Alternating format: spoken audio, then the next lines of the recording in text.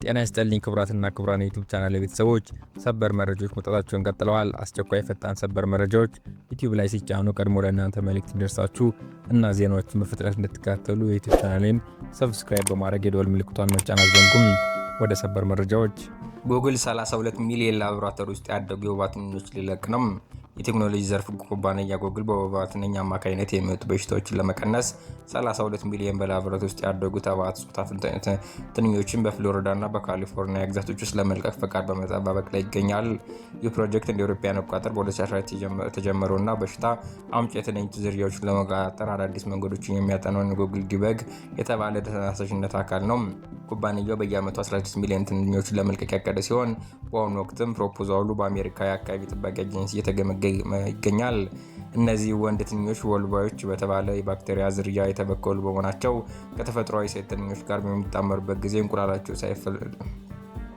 እንቁላላቸው ሳይፈለፈሉ እንዲቀሩ ያደርጋሉ። ይህም የትንኞቹ ቁጥር በሂደት በእጅግ ይቀንሳል። በላቦራቶሪ የተዘጋጁ ወንድ ትንኞች ብቻ ሲሆኑ ወንድ ትንኞች ደግሞ ሰውን ፈጽሞ እንደማይነክሱ ታውቋል። የአዲስ የሳይንስ አካሄድ ስኬታማ ከሆነ በትንኞች አማካኝነት የሚመጡ ገዳይ በሽታዎችን ለመከላከል ትልቅ እፎይታን ይዞ ይመጣል ተብሎ ይገመታል። የአርሲ ጥቃት ተከትሎ ክልሉ የሰጠው መግለጫ የአርሲው ጥቃት ምርጫውን ለማደናቀፍ በሸኔ ታጣቂዎች የተፈጸመ ነው። የኦሮሚያ ክልል ኮሚኒኬሽን ቢሮ ኃላፊ አቶ ኃይሉ አዱኛ በጥቃቱ ከዚህ በላይ ጉዳት እንዳይደርስ ህዝቡን የኦሮሚያ ክልል ጸጥታ ኃይል መስዋዕትነት ከፍሏል ብለዋል። አሸባሪው ሸኔን ጥቃት ያደረሰው ከታሪካዊ ጠላቶች ተልዕኮ ተቀብሎ የሃይማኖት ግጭት ለማስነሳት የነበረ ቢሆንም በህዝቡ አስተዋይነት ከሽፏል ብለዋል። የመከላከያ ሰራዊት፣ የፌዴራል ፖሊስ፣ የኦሮሚያ ክልል ጸጥታ ኃይል የተፈናቀሉ ወገኖች ወደ ቀያቸው እንዲመለሱና አካባቢን ለማረጋጋት እየሰራ መሆኑን ገልጸዋል። ህወሓት አዲስ አውዳሚ ጦርነት ሊቀሰቀስ ይችላል ሲል ለዓለም አቀፍ ማህበረሰብ ጥሪ ያቀረበ። ህወሓት ከፊታችን አውዳሚ ጦርነት እየመጣ ይገኛል፣ አስወግዱ ሲል ለዓለም አቀፍ ማህበረሰብ ባሰራጨው ደብዳቤ በኢትዮጵያ ያለው የፖለቲካ ሁኔታ አሳሳቢ ደረጃ ላይ ደርሷል ሲል ገልጿል። በምርጫ ቦርድ እውቅና የተሰረዘው ድርጅቱ ግንቦት 26 ቀን 2018 ዓ.ም ሊቀረፍ የማይቻልና አውዳሚ ጦርነትን ለመከላከል የቀረበ አስቸኳይ ጥሪ በሚል ርዕስ ለዲፕሎማሲያዊ ሚሽኖችና ዓለም አቀፍ አጋሮች ባሰራጨው የዲፕሎማሲያዊ ማስታወሻ ሀገሪቱ ወደ አዲስ የትጥቅ ግጭት እያመራች መሆኑን አስጠንቅቀዋል። እንደ ህወሓት መግለጫ ከሆነ በአሁኑ ወቅት በሀገሪቱ የውይይትና የስምምነት መንፈስ እየጠፋ በመምጣቱ በእርሱ ፈንታ የአንድ ወገን ውሳኔ ማስገደድና ወታደራዊ ኃይል እርምጃ ፖሊሶች የአንድ ወገን ውሳኔ ማስወገድና ወታደራዊ ኃይል እርምጃ ፖሊሶች እየነገሱ መጥተዋል ብለዋል። ይህ አካሄድ መቀጠሉ ደግሞ ዳግም የትጥቅ ግጭት መከሰቱ የማይቀር እንዲሆን ያደርጋል ብለዋል። በሚሊተሪ ካምፖችና በሀገር ውስጥ ተፈናቃዮች ምርጫ ሰኔ 2 ይካሄዳል። የኢትዮጵያ ብሔራዊ ምርጫ ቦርድ በሚሊተሪ ካምፖችና በሀገር ውስጥ ተፈናቃዮች በተመዘገቡባቸው ልዩ የምርጫ ጣቢያዎች ላይ የመራጮች ምዝገባ ሰኔ 1 ቀን እንደሚካሄድ የአፍሪካ ህብረት የምርጫ ታዛቢ ቡድን በዛሬው ዕለት በሪፖርት ጠቅሶት ነበር። ይህንን አስመልክቶ ማብራሪያ እንዲሰጡበት ከቲክቫህ ኢትዮጵያ ጥያቄ የቀረበላቸው ቦርዱ ሰብሳቢ ወይዘሮ ሜላትወርቅ ኃይሉ በሚሊተሪ ካምፖችና በሀገር ውስጥ ተፈናቃዮች በተመዘገቡባቸው ልዩ የምርጫ ጣቢያዎች ምርጫው በተለያየ ቀን እንደሚካሄድ አረጋግጠዋል። ሆኖም ህብረቱ ጁን 8 ሰኔ 1 ቀን እንደሚካሄድ ሪፖርት ቢጠቅስም ወይዘሮ ሜላትወርቅ ኃይሉ ግን ምርጫው በእነዚህ ልዩ ጣቢያዎች የሚካሄዱ ሰኔ 2 መሆኑን ነው የገለጹት። ይህ የተፈጠረበት ምክንያት ቦርዱ ያለበትን የተጨናነቀ ጊዜ ታሳቢ በማድረግ ውጤቶችን በፍጥነት ተጠቅሰው መቅረብ የሚችሉ ውጤቶች በመሆናቸው ነው ሲሉ ቦርዱ ከሌሎች ውጤቶች ጋር አብሮ የሚያቀርባቸው መሆኑን ገልጸዋል። ከዚህ ቀደም በሀገር ውስጥ ተፈናቃይ ካምፖች 28632 እንዲሁም በሚሊተሪ ካምፖች 126498 መራጮች መመዝገባቸው መገለጹ ይታወሳል።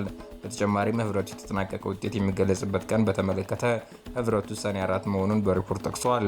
የቦርዱ ሰብሳቢ በበኩላቸው ከአቅም በላይ የሆነ ችግር ቦርዱ ከገጠመው የድምፅ ወይ በይፋ የማሳወቅ ስራ እስከ 20 ቀን የመግፋት መብት እንዳለው ጠቁመዋል። ሳይመዘገቡ ድምፅ የሰጡና ተመዝግበው ድምፅ መስጠት የተከለከሉ መራጮች መኖራቸውን ህብረቱ ለምርጫ ገለጸ። የኢትዮጵያ ሲቪል ማህበረሰብ ድርጅቶች ህብረት ለምርጫ ባወጣው የመጀመሪያ ደረጃ የትዝብት ሪፖርት ህብረቱ በታዘባቸው ምርጫ ጣቢያዎች ውስጥ ስማቸው በመራጮች ምዝገባ ላይ ያልሰፈረና መታወቂያ የሌላቸው ግለሰቦች ድምፅ እንዲሰጡ የተፈቀደባቸው ሁኔታዎች መኖራቸውን አመልክቷል። እንደ ህብረቱ ሪፖርት ምንም እንኳን በ94 በመቶ የምርጫ ጣቢያዎች ህብረቱ ተገኝቶ ከታዘባቸው ድምፅ የሰጡት መራጮች ስማቸው በመዝገብ ላይ የሰፈረና መታወቂያ የያዙ ቢሆንም በ5 በመቶ ወይም በ130 ጣቢያዎች ላይ ግን ከ1 እስከ 10 የሚደርሱ ግለሰቦች ስማቸው ሳይገኝና መታወቂያ ሳይይዙ ድምፅ እንዲሰጡ እንዲመርጡ ተፈቅዶላቸዋል። በተጨማሪም በ8 የምርጫ ጣቢያዎች ላይ ከ10 በላይ የሚሆኑ ስማቸው በመዝገብ ላይ ያልሰፈረና መታወቂያ የሌላቸው ሰዎች ድምፅ መስጠታቸው ታዛቢዎች አረጋግጧል። በሌላ በኩል ደግሞ ስማቸው በመዝገብ ላይ ሰፍሮ እያለ ድምፅ እንዳይሰጡ የተከለከሉ መራጮች መኖራቸውን በሪፖርቱ ተካተዋል። በታዘቡባቸው 46 የምርጫ ጣቢያዎች 2 በመቶ ላይ ከ1 እስከ 10 የሚደርሱ ግለሰቦች ስማቸው በመዝገብ ላይ ተገኝቶ እያለ ድምፅ እንዳይሰጡ የተከለከሉ ሲሆን በሁለት ጣቢያዎች ላይ ደግሞ ከ10 በላይ የሚሆኑ መራጮች በተመሳሳይ ሁኔታ ድምፅ የመስጠት መብታቸው መገደቡን ንብረቱ ገልጿል። ከዚህ በተጨማሪ ደግሞ በአማራና ኦሮሚያ ክልሎች በሚገኙ 19 ጣቢያዎች ላይ በጸጥታ ምክንያት የድምፅ አሰጣጥ ተቋርጦ እንደነበርና ሁኔታው ሲረጋጋ ሰላም ሲመለስ የድምፅ መስጠቱ ሂደቱን መጠናቀቁ አመልክቷል። ከጸጥታ መደፍረስ ባለፈ በተከለከሉ ቦታዎች ጣቢያዎች ማቋቋም፣ በምርጫ ጣቢያዎች አካባቢ የምርጫ ቅስቀሳ ማድረግ፣ ፈቃድ የሌላቸው ግለሰቦች በጣቢያዎች ውስጥ መገኘት በታዘቧቸው ጣቢያዎች የታዩ ችግሮች መሆናቸውን ጠቅሰዋል። የህብረት ለምርጫ ሪፖርት በምርጫው ዕለት የታዩ አሰራር ግድፈቶች፣ የታዩ መሰናክሎች የሚያሳይ ቢሆንም በአጠቃላይ ግን በአብዛኛው ምርጫ ጣቢያዎች ሂደቱ በህግና መመሪያው መሰረት መከናወኑ እንዲሁም ከፍተኛ የህዝብ ተሳትፎ የታየበት እንደሆነ መገምገሙን ሪፖርቱ ያመለክታል። ህብረቱ እነዚህን ሌሎች የታዘቧቸው ጉዳዮች በማካተት ዝርዝር ሪፖርት በቀጣይ ይፋ እንደሚያደርግ ይጠበቃል። ፍርድ ቤት የመጨረሻ ያለውን የሞት ፍርድ ውሳኔ አስተላልፏል። የዞኑ ፖሊስና አቃቢ ህግ ሊያገባ ጥቂት ቀናት በቀሩት ወጣት ላይ የቀድሞ ፍቅረኛዬን አገባ በሚል በቀል አሰቃቂ ግድያ የፈጸመው ጸጋዬ ታደሰ በሞት እንዲቀጣ የጌዲዮ ዞን ከፍተኛ ፍርድ ቤት የመጨረሻ ውሳኔ አስተላልፏል።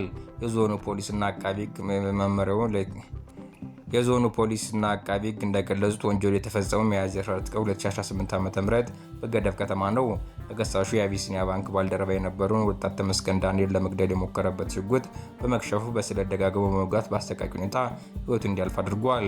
ወንጀለኛው የሟች እጮኛ የቀድሞ ፍቅረኛ ሲሆን ድርጊቱን በቂምና በቀል ተገፋፍቶ ለረጅም ጊዜ አቅዶበት እንደፈጸመው ከአካባቢው ነዋሪዎች ከፖሊስ የተገኘ መረጃ ያመለክታል።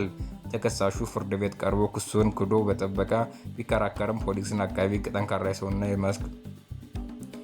ተከሳሹ ፍርድ ቤት ቀርቦ ክሱን ክዶ በጠበቃ ቢከራከርም ፖሊስና አቃቢ ህግ ጠንካራ የሰውና የሕክምና ማስረጃዎችን በማቅረብ ወንጀሉን ማረጋገጥ ችለዋል። ተከሳሹ በበኩሉ ምንም አይነት የመከላከያ ምስክር ማቅረብ አልቻለም።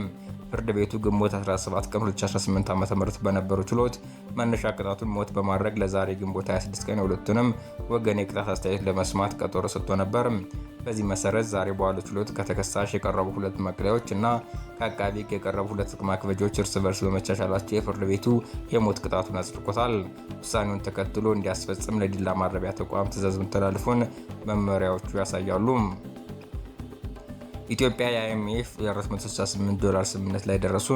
ዓለም አቀፍ የገንዘብ ድርጅት አይኤምኤፍ እና የኢትዮጵያ ባለስልጣናት በተራዘመው የብድር አቅርቦት ፕሮግራም 5ኛ ግምገማ ላይ በባለሙያዎች ደረጃ ስምምነት ላይ መድረሳቸው አስታውቀዋል።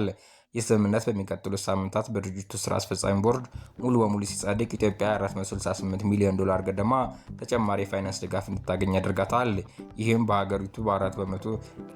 በሀገሪቱ በአራት ዓመታት ውስጥ ከምታገኘው $3.4 ቢሊዮን አጠቃላይ ድጋፍ ውስጥ እስካሁን የተለቀቀላት የገንዘብ መጠን ወደ $2.65 ቢሊዮን ከፍ የሚያደርጉ ሲሆን ስምምነቱ ሊደርስ የተቻለው ከአልቫርዚዮ ፒርስ የተመራው የድርጅቱ ልዑክ ከሚያዝያ 8 እስከ ግንቦት 12 ቀን 2018 በአዲስ አበባ ባደረገው የሁለት ሳምንት ጉብኝት ተከታታይ የስራ ውይይቶች ማጠናቀቂያ ነው። በዓለም አቀፍ የገንዘብ ድርጅት መግለጫ ላይ እንደተመለከተው የኢትዮጵያ ኢኮኖሚ ከቀጠናው ቀውሶች ጋር ተያይዞ የመጣውን ትልቅ ውጫዊ ጫና በመቋቋም ረገድ ከፍተኛ ጥንካሬ አሳይቷል። ይሁን እንጂ ዓለም አቀፍ አለመረጋጋትና የሸቀጦች ዋጋ መዋዠቅ አሁንም እያደገ በመምጣቱ በኢኮኖሚ ወደፊት ጉዞ ላይ የሚታዩ ስጋቶችን በመጨመራቸው አይኤምኤፍን አስጠንቅቋል። ኤርትራ የተባበሩት መንግስታት ድርጅት ጠቅላላ ጉባኤ ምክትል ፕሬዝዳንት ሆና ተመረጠች። የተባበሩት መንግስታት ድርጅት ጠቅላላ ጉባኤ በ85ኛ መደበኛ ስብሰባ ላይ በባለብዙ ወገን ዲፕሎማሲያዊ ዙሪያ ያተኮረው ቁልፍ አጀንዳዎችን የተወያየ ሲሆን በስብሰባውም ለድርጅቱ 81ኛ ጠቅላላ ጉባኤ መሪ የሚሆኑትን አካላት መርጧል። በዚህ መሰረት የምስራቅ አፍሪካዊቱ ሀገር ኤርትራ የከፍተኛ አባል ሀገራትን ድምፅ በማግኘት ከጠቅላላ ጉባኤ ምክትል ፕሬዝዳንቶች አንዷ ሆና ኤርትራ ከተመረጡ ሌሎች 16 ሀገራት በመሆን የጸጥታው ምክር ቤት 5 ቋሚ አባላትን ቻይና፣ ፈረንሳይ፣ ሩሲያ፣ ብሪታንያ እና አሜሪካ በመቀላቀል የጠቅላላ ጉባኤውን ቢሮ በጋራ ትመራለች።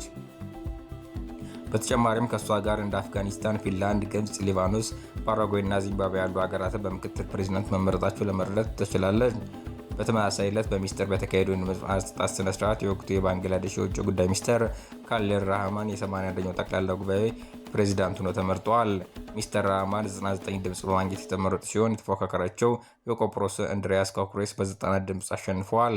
በነሐሴ ወር መጨረሻ ላይ ስራቸውን በይፋ የሚረከቡት የተመራጩ ፕሬዚዳንት ከካሊድ ራህማ ከአሸናፊነታቸው በኋላ ባደረጉት ንግግር የተባበሩት መንግስታት ድርጅት በአሁኑ ወቅት ከባድ የፋይናንስ ቀውስና ዓለም አቀፍ የእምነት ማጣት ገድሎት የገጠሙ መሆኑን ጠቅሰው አባል ሀገራቱ ድርጅቱ መለወጥና የተሻለ ውጤት ማምጣት እንደሚችል በተግባር ማሳየት እንዳለባቸውና በቤስ የሚደረጉን እያንዳንዱን አስተዋጽኦ ውጤታማን በማድረግ የጠፋውን እምነት መመለስ እንደሚገባ አሳስበዋል።